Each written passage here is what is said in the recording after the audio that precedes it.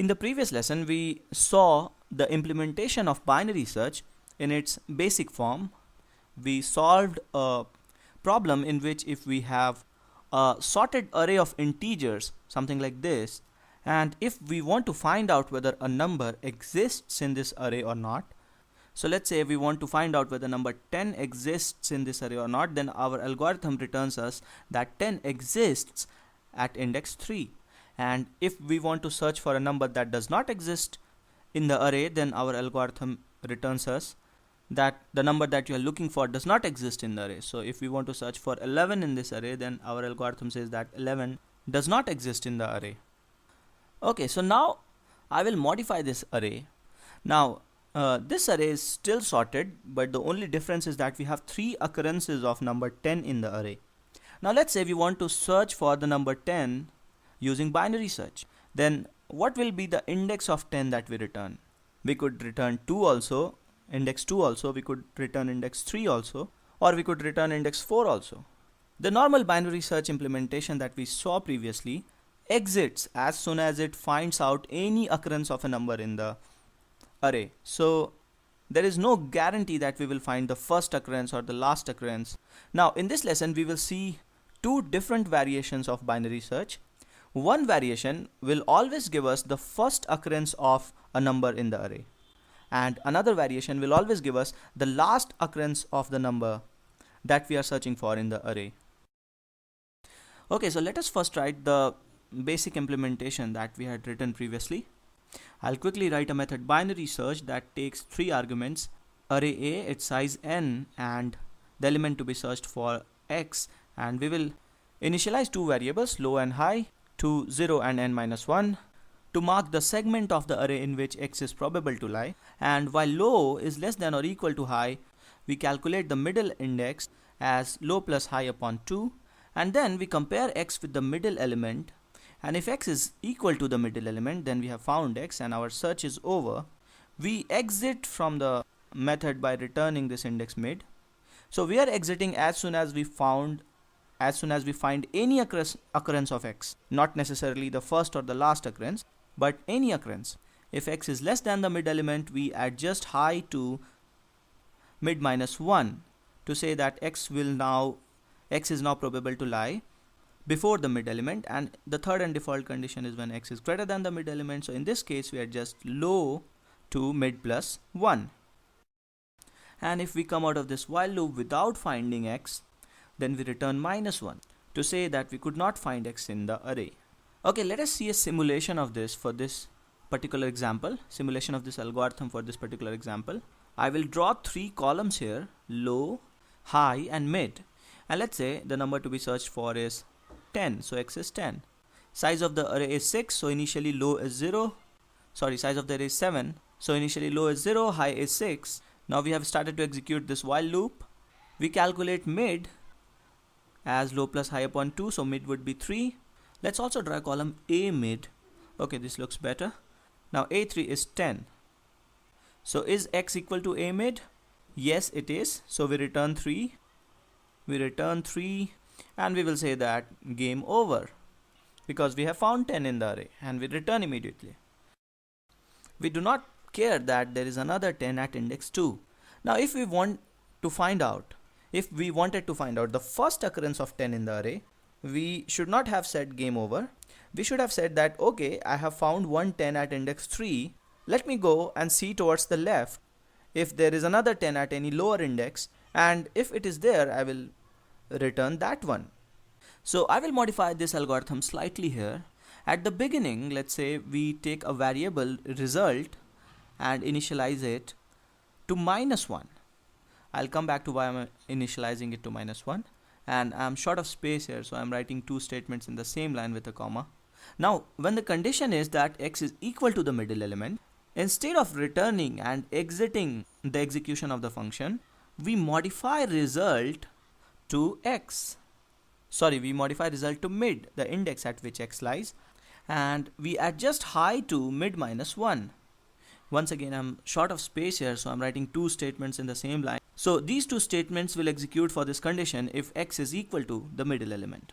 Now what do I really mean here? What I mean is that if we found x in the array, then we have stored the index in the variable result at which we found x, and then we modify our segment. We do not stop our search, and we modify our search space by adjusting high to mid minus 1. So we keep on searching for x before this mid element. So if we see the simulation now, then we do not stop here. We make high as 2 and continue our search. Now mid would be 1, a mid would be 4.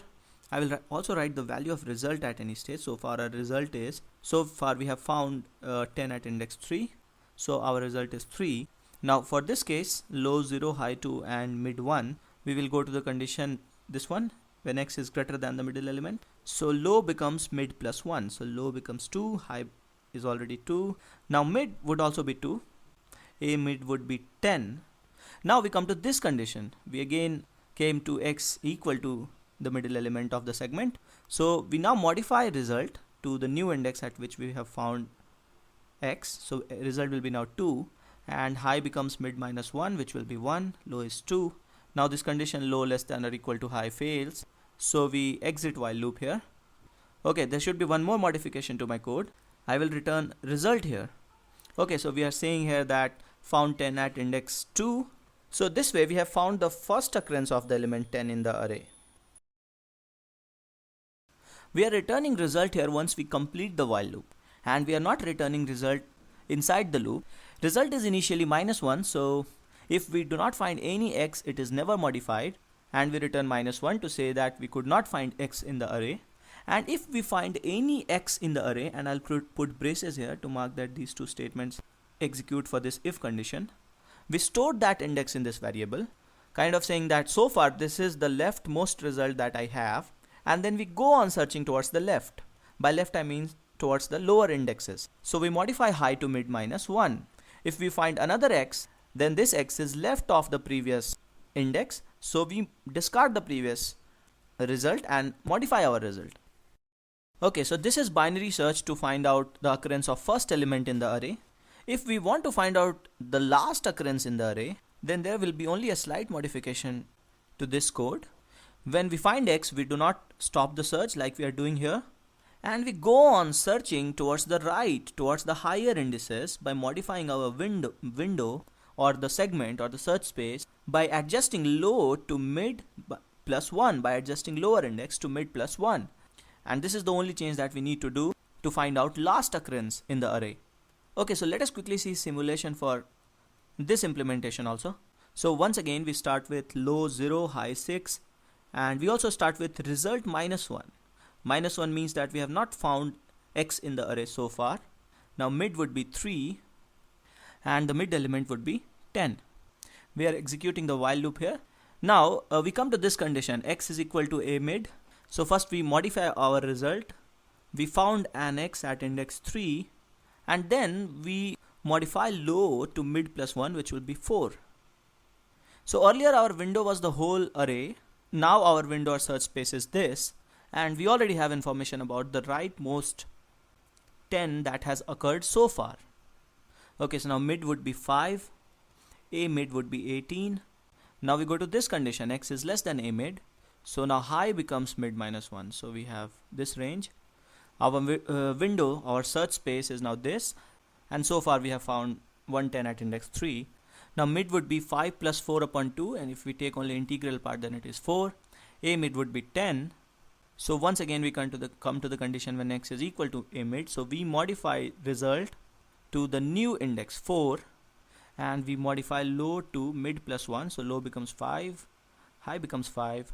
So far the highest index of 10 that we have found is 4, and our search window is now only index 5. So mid would also be 5 and a mid would be 18. Now 18 is greater than 10, so we will once again go to this particular condition. So low is still 5 and high becomes 4 now. Now this is not a valid search space, this is not a valid segment.